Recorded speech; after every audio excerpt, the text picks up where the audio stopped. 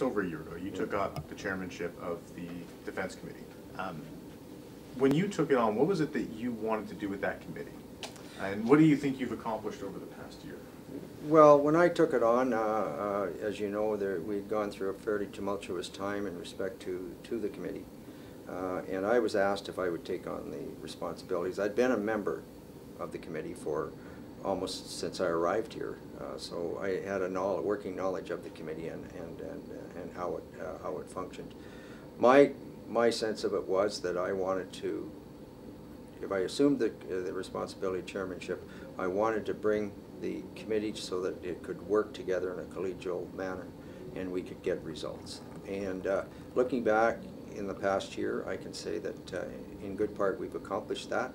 What is it that you've learned about the Senate? Well, I've learned and I believe this, not because I'm a member of the Senate, but because of what I've learned over the past 5 years, is there's a real reason and a place for the Senate.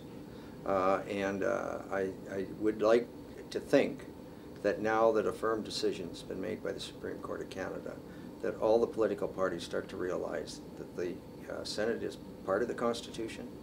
There is a responsibility for the Senate, and it should be respected. We are going through some changes, as you well know. It has been very difficult for everybody in the Senate in respect to this, the audit that is presently ongoing, the changes that have taken place in the Senate, some of the troubles that some of our colleagues have gotten into, and some of it, in some cases, not necessarily all of their own making. But yet, at the same time, we've gone through some very troubling, tumultuous times. And I think that what I'd like to see from where I sit is I'd like to see a more serious look by specifically the media in respect to the Senate and what its responsibilities are, and look at what they actually do. I mean, we just have to go back a number of weeks ago with the Legal and Constitutional Committee and the work that they did on the Elections Act. They actually, you know, everybody put some water in their wine at the end of the day, and now I think we've probably got a very good piece of legislation to set the framework for the future federal elections.